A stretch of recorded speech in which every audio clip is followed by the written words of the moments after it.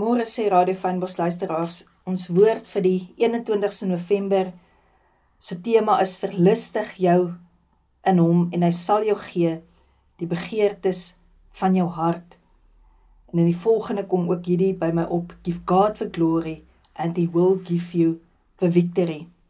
Psalm 37 vers 4 in die Passion Translation sê, make God the utmost delight and pleasure of your life, and he will provide you for what you desire the most.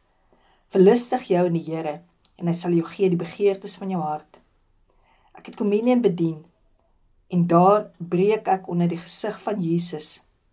Daar toe ek agtertoe tree, in daardie communion, en in 'n visioen, sien hoe Jesus se voete oor mekaar vasgeslaan is by die kruisiging. En ek het daar begin verstaan in watter omstandighede hy vir my een ry spore geloop het. Daar waar ek saam met hom een geword het, met vleuels soos arende kan opvaar, daar waar ek nuwe krag gekry het. Op hierdie konferensie het een van die spanlede voor die tyd gehoor hoe tronkdeure kraak. Min het ek geweet, dit sou so klink in my binneste, toe ek besef waar Jesus vir my die een ry spore gestap het. Dit kos moed om jou te verlustig in die Here en te ontvang die begeertes van jou hart.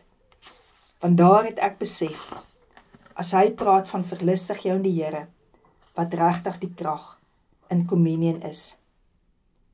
Miskien moet ons bietjie meer op die Here wag, om werklik te kan verstaan, waar hy wil hê ons in moet verlustig. Om dan te kan sien hoe God se glorie uiteindelik ons huise vervul, daardie heerlikheid. Daardie om te weet, hy wie in my woon, is sterker as hy wat in die wêreld is. Om te kan ervaar hoe sy glorie, wat binnekant in my is, sy lig, duisternis in my begin verdryf. Om te kan glo, wat God gespreek het waar sal word. Om te weet, ek vertoef in die skaduwee van die Almagtige. En die Here is my skuilplek. Om te kan weet, dat sy woord vir my vanoggend sê, verlustig jou in die Here, en jy sal kry die begeertes van jou hart. Soos ek vir jou vanoggend vra, wil jy vrede hê? En jy sê vir my vanoggend, ek kan nie vergeet nie, ek kan nie vergewe nie. Dan kies jy om in die plek te bly van onvergifnis en van onvrede. Dan kan jy jou nie verlustig in die Here se bloed en kry die begeertes van jou hart om werklik vry te wees nie. As jy vanoggend bly vashou aan daardie goed wat jou kan siek maak, dat jy vanoggend weet, jy kan dit omdraai, jy kan jou verlustig in Jesus se wonde, en jy sal kry die begeerte van jou hart van genesing. Vanoggend moet jy mooi daaraan dink. Verlustig jy in die Here, en kry jy die begeertes van jou hart?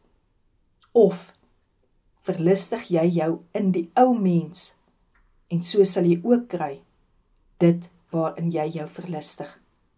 As jy jou verlustig in die kwaad, sal kwaad jou lewe wees.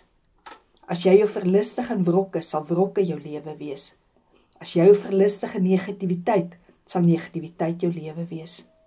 Kom ons kies vanoggend om te sê, ek verlustig my in die Here, en hy gee my die begeertes van my hart.